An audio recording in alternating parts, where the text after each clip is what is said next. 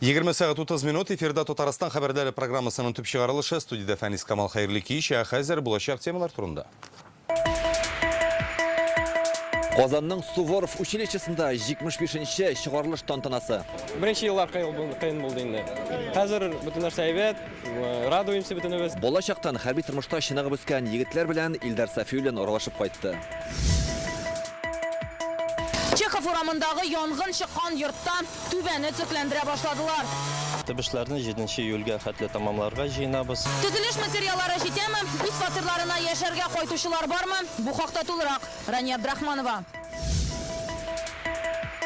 Полиция хезмәткәрләре кешеләргә янып, алардан зур күләмдә акча алуда шикләнелүче егетне тоткарлый. Доставлять иткен 12 микрозайм оформлять итергә. Кемнәр зыян күргән, алар никадәр акчаларын югалта? Гөлназ Сайфетдинова репортажы.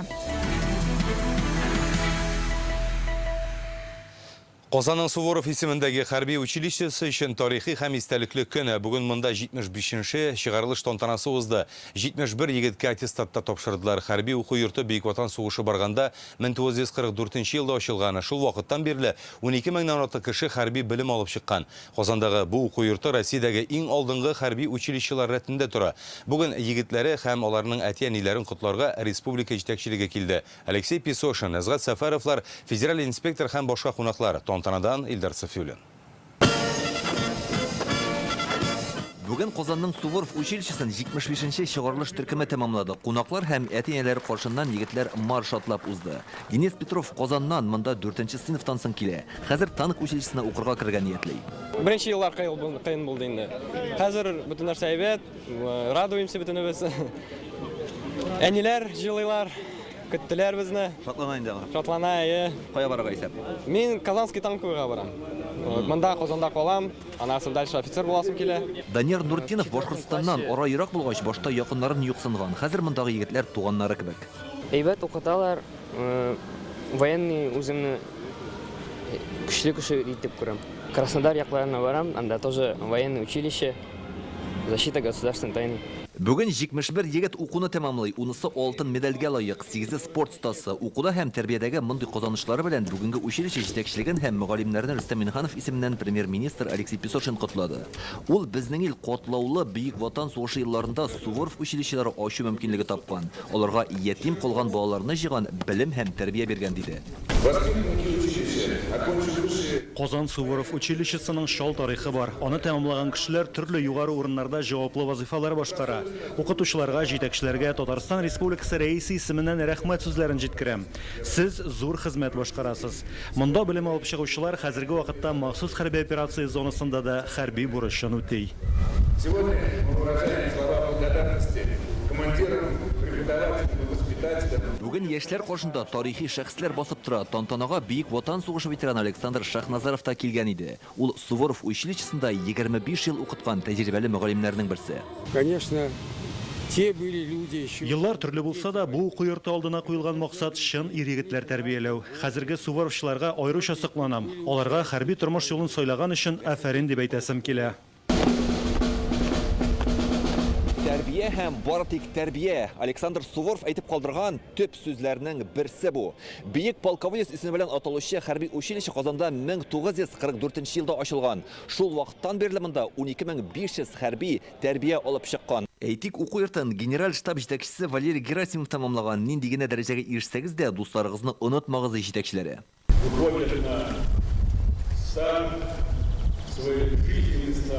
Сезнең өчен зур мөмкинлекләр ачыла. Бу уку йортында сез тормышка иң кирәкле белемнәрне алдыгыз. Сез аны еллар узгач аңларсыз әле. Иң мөһиме, бу уку йортыгызны онытмагыз. Казанга килгәч һәр чак кирип чыгыгыз. Бер-берегез белән аралашып торыгыз. Россиядә Суворов исеме белән аталучы 10-гә якын хәрби училище бар. Казандагы уку йорты барлык күрсәткечләр буенча шулар арасында алдынгылар рәтендә. Кыскасы бирдә ватанны саклаучы чын егетләр тәрбиялиләр. Безнең ислам динендә шундый әйтелә торган сүз бар. vatanını suyu imandan deydi. Allah Teala'larga sağlık, selametlik birsin, güç birsin Rabbim inşallah. Бүркет кебек уллар үстергән ата-аналарда тантанага җыелган күңелдәге горурлык хисләре күз яшьләренә әверелә. Кайчандыр монда җитәкләп китергән балалар бүген ир-атлар булып үсеп җиткән. 4-нче классны бетереп монда килде, монда укый башлады. Монда килгәндә бию белән генә шөгыльләнгән. Хәзер кандидат мастера спорта, значоклары бар, бик күп достижениялары. Бик әйбәт 97 балга бирде экзаменнарын. Диплом алгач, училище байрагы алдында баш ию йоласы бар. Бу күренеш уку йортына һәм мөгаллимнәргә ихтирам билгесе. Илдар Сафиуллин, Вадим Илларионов, Яңа гасыр каналы. Башка яңалыкларга күчәбез. Татарстанда елның бу вакыты өчен аномаль салкын һава торышы урнашты. Белгечләр аны нормадан 7-8 градуска түбәнди. Көндез 15-18 градус, төнлә +3-кә кадәр төшә. Моңа Арктикадан килгән антициклон сәбәпче диләр гидрометеорология үзәгендә. Төньяктан салкын һава керә һәм ул җылынып өлгерә алмый. Көннәр кайчан җылытыр? Бу җәйгә өмет бармы? Татарстан халкын хәзер шушы сорау борчый. Кемдер көзге һәм кышкы киемнәрен алып кияргә мәҗбүр, кемнәрдер өйләрен электр миче һәм кондиционерлар белән җылыта башлаган. Курткаларны чыгардым, сапожкины, внукларга чыгардым, курткаларда, пальталарда, җыендык инде, жал итәргә дачада. Чиләкләр пешкәнне көтәбез, чиләкләребез пешми. Шуңа күрә җылы кирәк. Сабантуйга менә хәзер бу көннәрдә сабантуй була бит, булачак. Бәйрәмгә дә барыбыз ала бирсә. Җәйне бик тә көтәбез инде. Кояшлы көннәр күбрәк булсын инде. Оренбург өлкәсеннән килдем, Асикиевский районнан. Бездә елларга монда килгәч салкын булды. Но булыр әле еллык көннәрдә. Кызымның киемнәрен киендем. Оверсайзлар миңа ярады, так что можно жить. Әле күлмәк белән җыйдым бу көннәрдә. Вот. Хәзер белән ветровка. Бу көннәрдә түбән урыннарда кабат кырау төшәргә мөмкин ди синоптиклары, шуңа ачык һавадагы яшелчәләрне капларга киңәш итәләр. Бер атна элек кырау республиканың төньяк районнарына зыян салган иде инде. Бүген бозлы яңгыр яуган авылларда бар. Әлеге кадрларны интернет сәхифәсенә Мөслимнән дип куйдылар. Түтәлләр боздан аппак булган, мондый салкын һава торышы атна ахырына кадәр торачак ди Россия гидрометеорология үзәгенең фәнни җитәкчесе Роман Вильфанд. Ул Татарстанны салкын һава саклана торган төбәкләр исемлегенә кертте. Галимнәр июньнең шундый салкын торуын бик сирәк күренеш дип атый. Это событие, она все-таки достаточно уникальна. Салкыннар елның бу вакыты өчен хас түгел. Климат нормасы 7-8 градуска түбән. Кырау республикага зур зыян китерде. Бигрәк тә май башында. Гадәттә 7 июньнән соң кырау төшми башлый. Соңгы елларда мондый күренешнең булганы юк иде. Барсына да Арктикадан кергән антициклон сәбәпче. Это подействовало на садовые участки, на посевы. Якшәмбедән җылыта башлаячак дип тә ышандыралар. Бу көнне һава температурасы 20 градуска кадәр күтәрелер ди синоптиклар. Ниһаять, чын җәй килә. Июль һәм август айларында һава торышы климат нормасына якын булачак дип фаразлыйлар. Җылытсын һәм яңгыр яумасын дип хәзер Казанның Чехов урамында түбәсе янган йорты яшәүчеләр дә тели. Бүген эшчеләр аның чормасын ремонтлый башлады. Эшне билгеләнгән вакытка башкарып чыгу өчен зур бригада 21 кеше җәлеп ителгән. Белгечләр йорт эчендәге турбаларны да тикшерә. 40 фатир торырга яраклы диләр. 22сендә хуҗалары күченеп кайткан инде. Эш барышын Рания Абдрахманова барып күрде. Пышкы балта шүкеш тавышларым Чехов урамындагы 8-нче йортта әлеге кораллар эшчеләрнең кулыннан әле якындагы 2 атнада төшмәячәк. Түбәт цикләндерү өчен 25 кубометр агач материалы китерелгән. Шулардан каркас коралар. На следующий день после пожара Янгынның икенче көнендә үк иртәдән түбәдәге җимерекләрне чистарттык. Материал килүгә конструкция җыела башлады. Башта бер өлешенә агач белән каркас ясап, аны колай белән каплыйбыз, аннары икенче өлешенә керешәбез. Исегезгә төшерәбез, бу йортта янгын 14 июнь кичендә булды. Ут 5-нче каттагы фатир балконында чыга, соңыннан түбәгә күчә. Ул тулысынча янып биткән. Йортның түбәсен генә түгел, шырма өлешен тулысынча капиталь цикләндерәчәкләр. Аяк астындагы менә бу җылыта торган катламның искесе җыелачак, аның урынына яңаны җәячәкләр, вентиляция каналларын төзеп бетерергә җыйналар. Моның өчен төзелеш материалларының бер өлеше, кирпечләр, агач материаллары кайтарылган инде. Янгын вакытында бу йортта 130 кеше булган. Алар урамга үзләре чыган. Йөри алмаган 2 кешегә коткаручылар булыша. Хәзер халык акрынлап үз фатирларына кайта башлады. Икенче һәм өченче катта яшәүчеләргә өйләренә керергә рөхсәт иткәннәр. Ольга Иванова әлегә кадәр туганнарында яшәп торган. Ночевала у других людей. Башка кешеләрдә вакытлыча яшәп тордым. Алай булмый инде дип кайттым менә. Газдан башка бар нәрсәм дә бар. Мин аскы катта яшәгәч, фатирга бик зыян килмәде. Яшәрлек. Бу йортта 66 фатир, барысына да салкын су биргәннәр. 58-дә ут бар. Аны калган фатирларда кабызу өчен электр чыбыклары кипкәнне көтәләр. Төбешләрне 7 июльгә хәтле тамамларга җыенабыз. 22 фатир хуҗасы бүгенге көнгә йортларына кайтты. Калганнары ремонт беткәч йортларына кайталар. Йортның беренче катында миграция бүлеге урнашкан. Хәзер аның хезмәткәрләре Товарищеская урамындагы полиция бүлекчәсендә эшләп тора. Рания Абдрахманова, Игорь Романов, Яңа Гасыр каналы. Полиция хезмәткәрләре кешеләргә янап, алардан зур күләмдә акча алуда шикләнелүче егетне тоткарлаган. Хукук органнарына оннан зыян күргән 5 гаилә мөрәҗәгать иткән була. Шуларның берсе 19 яшьлек егетнеке. Гаиләдә әйтүләренчә, аңа акча бирмәсәң, үзеңә һәм әтиәнеңә зыян салабыз дип янаган булганнар. Шул рәвештә 450 мең сум акча бирә. Оператив эзләү чараларыннан соң бу кырыныштә шикләнелүче кеше сак астына алына. Шундый кармакка эләккән башка кешеләр дә булса, полициягә мөрәҗәгать итүләрен сорыйлар. Почтовый ящикне ашып караганым, безнең малай исеменә хат килгән. Безнең малай февраль айында 30 мең микрозайм оформлять иткән. Хатны күреп әтиәнисе аптырашта кала. Уллары аларга берни дә сөйләмәгән. Озаклап сораша торгач, эш урынында танышкан хезмәттәшенең аннан акча таләп иткәнлеге ачыклана. Бу хәл гыйнвардан мартка кадәр дәвам иткән диләр. Янәсе хезмәттәшләре шул рәвешле 450 мең сум акча үзләштерә. Пожалуйста, биреп тор, зарплата кадәр мин нуждающий кеше диеп, аннан соң инде угрожать итеп, муеннан тотып алып, суккалап, үтерәм, әтиәниләрне үтерәм диеп, бик каты куркытып, 10 мең биреп тор, 50 мең биреп тор, 100 мең, 200 мең биреп тор диеп, инде безнең малайның бер тиен дә акчасы калмагач, ул заставлять иткән 12 микрозайм оформлять итергә. Куркынычсызлык максатыннан зыян күрүчеләр йөзләрен күрсәтергә теләми. Уллары аларга акча сораучының үзе генә шитмәвен әйткән. Шуннан соң банк белешмәләрен алып полициягә мөрәҗәгать итәләр. 452 меңлек әҗәтне мин хатыным белән кредит оформлять итеп түләп бетердек. Безнең малай башта полициягә бөтенләй барасы килмәде, ахырдан белдек, әгәр дә полициягә әйтсәң диеп тә куркытып бетергәннәр. Бу хәлнең нечкәлекләрен ачыклау өчен без Ичке эшләр бүлегенә мөрәҗәгать иттек. Монда исә тагын шундый 4 зыян күрүчедән гариза барлыгын әйттеләр. Хәзер шундый гариза белән полициягә тагын 4 кеше мөрәҗәгать итте. Оператив эзләү чаралары үткәрелгәннән соң Ичке эшләр министрлыгының җинаятьчеләрне эзләү бүлеге хезмәткәрләре шикләнүчене тоткарлады. Ул 24 яшьлек ир-ат.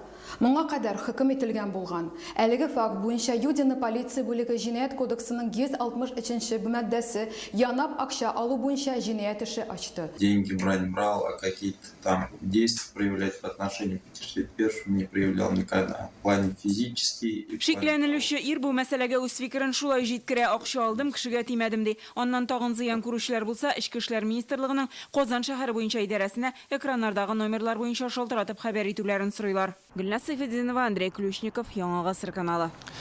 Рульгә эчкән килеш кабат утырган кешеләрнең автомобильләрен конфискациялый башладылар. Исерек шоферларны җәзага тартуның яңа алымы хәзер Татарстанда ничек тормышка ашырыла? Бу турыда бүген Реальное время интернет газетасы язып чыкты. Татарстаннан Гөлнур һәм Илдар Рафиковлар гаиләсе ата-ана Дона ордены медаленә лаек булды. Бу хактагы указны бүген Владимир Путин имзалаган. Рафиковларга дәрәҗәле бүләк гаилә институтын ныгыту һәм балалар тәрбияләүдә керткән өлеше өчен биреләчәк. Медаль 2010 елдан үзләренең яисә тәрбиягә алынган 4 һәм аннан да күбрәк баласын үстерүчеләргә тапшырыла. Рөстәм Миннеханов бүген Россиянең иҗтимагый телевидениесе җитәкчелеген кабул итте. ОТР аудиториясе буенча иң популяр 20 телеканал исемлегенә керә. Эфирның зур өлешен төбәкләрдәге тормыш белән таныштыручы тапшырулар алып бара. ОТРда Татарстанны да еш күрсәтәләр. 2019 елдан алып ТНВның кайбер тапшырулары анда тәкъдим ителеп килде. Бүгенге очрашуда республика белән хезмәттәшлек мәсьәләләре каралды. Әйтик, Төбәк көне дигән проект барышында Татарстанның тарихы һәм уңышлары турында сөйләргә җыйналар. Рустам Миниханов Динамо җәмгыяте рәисе Анатолий Гулевский белән дә аралашты. Очрашуда оешманың Татарстан бүлеге җитәкчесе, республика рәисе хакимияте башлыгы Әзгат Сәфәров катнаша. Татарстанда спортка һәр вакыт зур игътибар бирелә. Аның үсешендә Динамо җәмгыяте мөһим роль уйный диде Рустам Миниханов. Җитәкчеләр республика белән әлеге спорт оешмасы арасында хезмәттәшлекне ныгыту хакында фикер алышты. Физик тәрбия бирү системасын камилләштерү, масса күләм шулай ук балалар һәм яшүсмерләр спортын үстерү турында да сөйләштеләр. Соңыннан Анатолий Гулевский Әзгат Сәфәров белән бергә Динамо спорт уеннарында җиңүчеләргә медальләр тапшырды. Бүген бу ярышлар төгәлләнде. Идел буе спорт академиясендә әлеге чараның ябылу тантанасы үтә. Бер атна дәвамында башкалада Россиянең 70 төбәгеннән һәм якын чит илләрдән килгән 2000-нан артык спортчы көчнашты. Ярышлар Россиянең Динамо спорт һәм физик тәрбия җәмгыяте оешуга 100 ел тулуга багышлап уздырыла. Аларның нәтиҗәләре хакында Рүзәл Шәрипов сөйләр.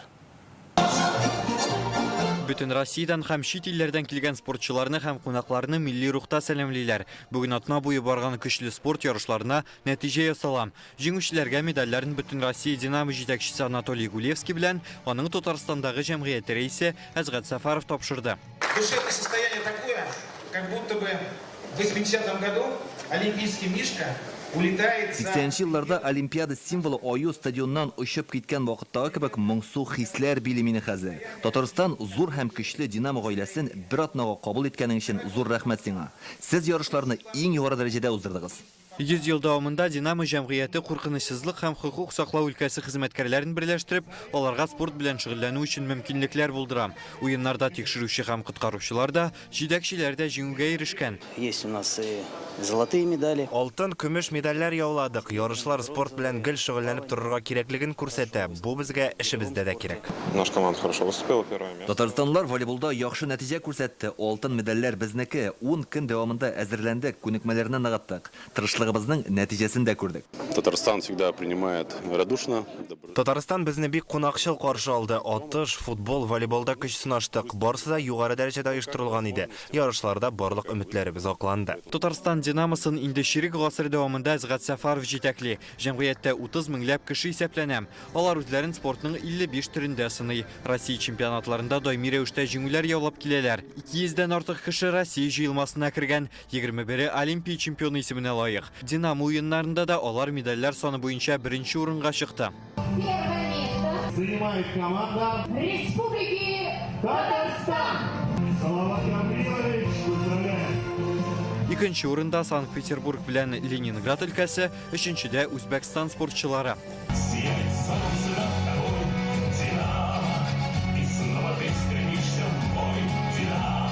Казан Динамо спорт уеннарын беренче тапкыр кабул итте. Хәзер аларны даими рәвештә уздырырга планлаштыралар. Рүзәл Шарипов, Андрей Ключников, Яңа гасыр каналы.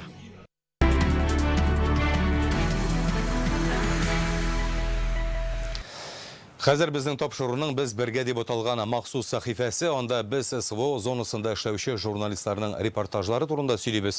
Донбасста яшәүче халыкның тормыш шартларын һәм аларга нинди сынаулар белән очрашырга туры килүен күрсәтәбез. Бүген беренче каналда эшләүче хезмәттәшләребез әзерләгән материалны тәкъдим итәбез. Алар Украина хәрбиләренең Донбасстагы Волноваха шәһәрен ракеталар белән утка тотканнан соңгы хәлләрне күрсәтә.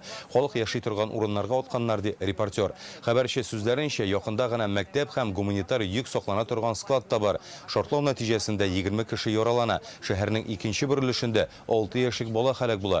Ул Украина хәрбиләре йорт ишеге алдына куйган мина галәгә. Бу көннәрдә Белгород өлкәсенең Валуйки шәһәре дә утка тотылган иде. Халык яшәгән урыннарга 50ләп снаряд төшә. 8 кеше зыян күргән. Кайберләре авыр хәлдә. Донбасс халкын яклау өчен махсус хәрби операция дәвам итә, чөнки без үзебезнекеләрне ташламыйбыз. Исегезгә төшерәбез, Донбасс халкына ярдәм итәргә теләүчеләр контракт буенча хезмәткә языла. Татарстанда батальоннар җыела, килешү 1 ел һәм аннан да күбрәк вакытка төзелә. Контракт буенча хезмәт итүчеләргә гаиләләренә акчалата түләү һәм социаль ташламада каралган туры урыны буенча хәрби комиссариатка мөрәҗәгать итәргә мөмкин.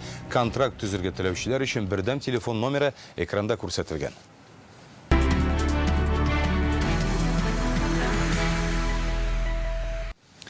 Бүген Дәүләт Советында ветераннар Татарстанда яшәүче халыкларның мәдәни мирасын һәм үзенчәлеген саклаучылар конкурсының җиңүчеләрен бүләкләделәр. Аларны Фәрит Мөхәммәтшин котлады. Күп милләтләр республикабызда халыкларның гореф-гадәтләрен саклау өстенлекле максат ди ул. Активлыклары яшьләр белән тәҗрибә уртаклашулары өчен ветераннарга рәхмәт әйтте. Мондый конкурс республикада 2нче ел уздырыла. Быел 3000-гә якын кеше катнашкан. Агачтан күннән эшләнмәләр, тегү, чигү, бәйләү үрнәкләре, бизәнү әйберләре, курчакларда ясаганнар 8000 кул эше тәкъдим ителә. 60 оста призлы урыннар яулый, 2 кеше гран-прига ия була. Желаю вам доброго здоровья, благополучия, активность не терять. Она и вам помогает, такая активность. Үйдә ятып торсаң, тизрәк тегендә китәсең.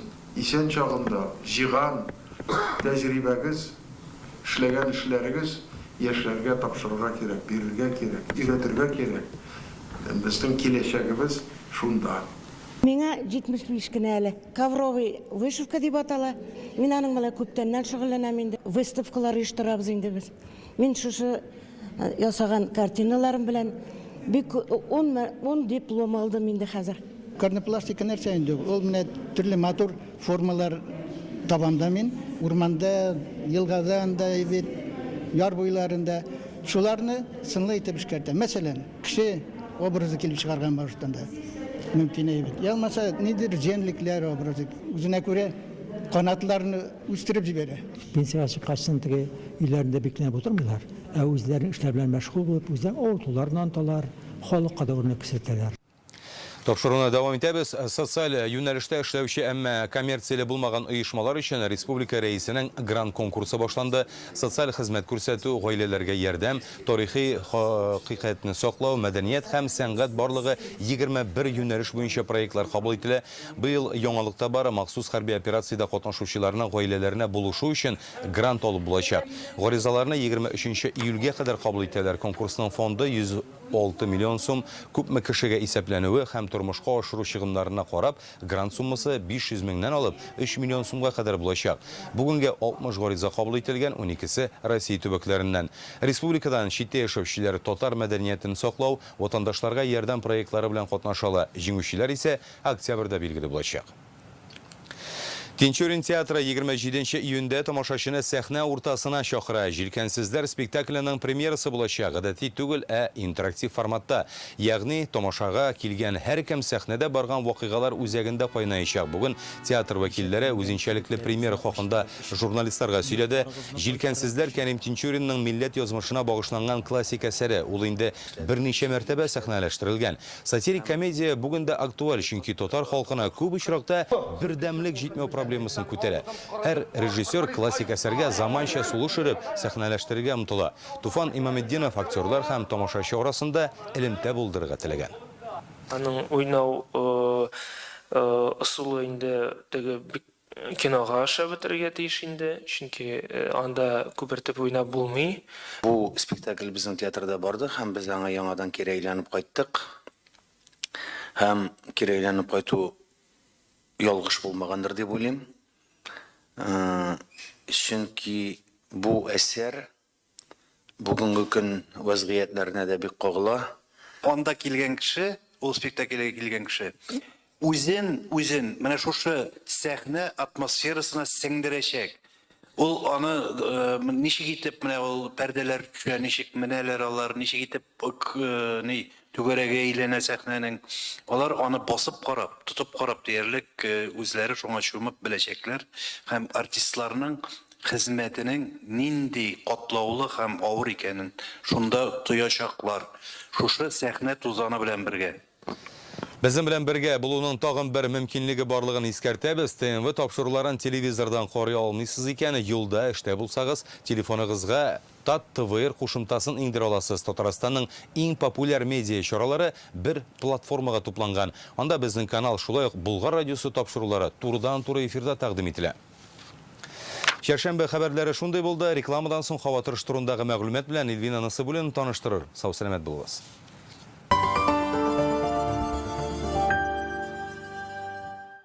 Сыночек, привет. Привет, мам. Записали тебя на анализы в гемотест. Он и в твоем городе есть. Программа «Страна Гемотест». 5 базовых анализов по 290 рублей. Бесплатная консультация врача. Дорога на дачу лежит через Оби. Все для сада и отдыха по привлекательным ценам. Оби, чтобы дача радовала. Казань, проспект Победы 141, корпус 2.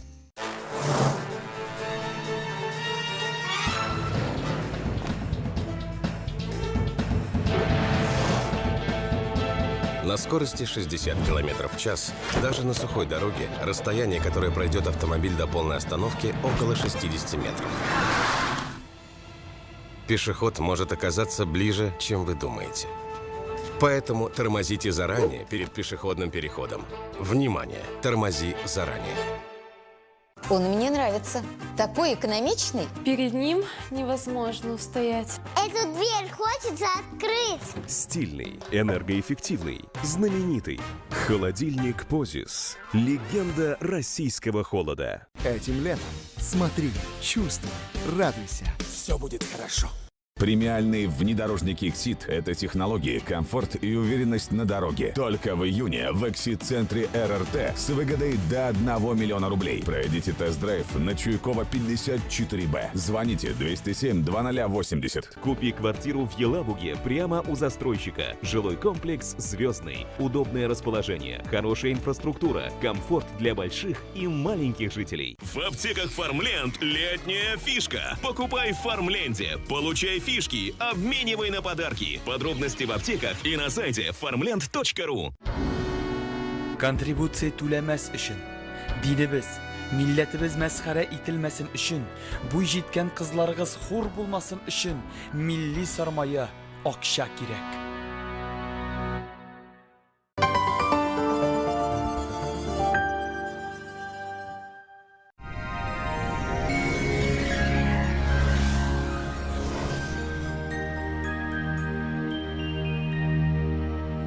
Исәнмесез, эфирда һава торышы чыгарылышы. Киләсе тәүлектә һава торышында әллә ни үзгәрешләр көтелми. Киләсе минутларда тулырак танышырбыз. Данил Мастерда үзегез теләгән корпуслы җиһазны эшләтү җәй көне арзанрак. Лето промокодын әйтегез һәм индивидуаль заказга 20% ташлама алыгыз. Казандагы 267-166 телефоны буенча хәзер үк шалтыратыгыз. Яндекс Погода хезмәте хәбәр итүенчә, көньяк көнчыгыш Бөгелмә Баулы Азнакайда болытлы һава, явым-төшем ихтималы зур түгел. Температура көндез якынча 15 градус җылы, төнлә 8 градуска кадәр җылы. Төньяк көнчыгыш Түбән Кама Яршаллы Алабугада шулай ук болытлы. Һава температурасы 16 градуска кадәр күтәреләчәк. Төнлә уртача температура +8 градус. Республиканың төньяк өлешендә Актаныш, Әгәрҗе, Менделеевскида алмашынучан болытлы һава, көндез уртача температура +16 градус, төнлә 8 градуска кадәр җылы. Төньяк көнбатыш Арча, Кукмара, Балтачта болытлы һава, көндез якынча температура монда да 16 градус җылы, төнлә +7 градус. Көньяк көнбатыш Болгар, Буа, Чүпрәледә алмашынучан болытлы һава, көндез якынча температура шулай ук 16 градус җылы. Төнлә 9 градуска кадәр җылы. Чистай, Әлмәт, Мамадышта явым-төшем ихтималы зур түгел. Көндез уртача температура 15 градус җылы, төнлә +8 градус. Җомга җылы булачак дип фаразлый синоптиклар. Сезнең өчен файдалы мәгълүмат. Родные края, туган як, агрофирмасы үзенең 20 еллык юбилей уңаеннан Татарстан халкын һәм кунакларын 2023 елның 1 июлендә Мөслим районының Мәлләтомак авылында узачак Сабан туй бәйрәменә чакыра. Башлана 16 сәгатьтә. Рәхим итегез. Хөрмәтле Татарстан Республикасы халкы һәм кунаклары, туган як Родные края җәмгыяте быел үзенең юбилейын билгеләп үткәрә. Безгә 20 ел юбилей хөрмәтенә сезне 1 июль көнне Мөслим районының Мәлләтомак авылында узачак Сабан туе бәйрәменә чакырабыз. Программада бәйрәм концерты, кыйммәтле бүләкләр уйнату, махсус кунаклар Татарстанның халык артисты Резида Шарафиева, Татарстанның һәм Башкортстанның атказанган артисты Ришат Төхвәтуллин. Башлана 16 сәгатьтә. Сезне бәйрәмгә көтеп калабыз. Нужно выбрать подарок? С Флауау это легко. Например, этот торт. Или этот на 1 миллион подписчиков. Для бати. На день рождения и на просто так. Даже для тех, кто очень далеко. На Флауау есть подарок для каждого. Скачивайте и поздравляйте. Әгәр сезнең йөрәгегез өчпочмак һәм пәрәмәч кебек үк кайнар икән, мәхәббәтегезне Россия буйлап китереп бирү хезмәте булган Флау гадәти булмаган бүләкләр маркетплейсы белән бүләк итегез. Кайнар пирожкилар, күз явын алырлык роза букетлары, шоколадка төрелгән җиләк һәм башка сюрпризлар кушымтада инде сезне көтә. Башкалабыз Казанда болытлы һава, явым-төшем ихтималы зур түгел. Көндез 17 градуска кадәр җылы, төнлә якынча температура +10 градус. Җилтөньяк көнбатыштан атмосфера басымы терекемеш баганасының 755 мм тәшкил итә. Һаваның чагыштырмача дымлылыгы 56%. Җирнең магнит тыныч. Бүгенгә менә шулар. Студияда Эльвина Насыбуллина иде. Сау-сәламәт булыгыз.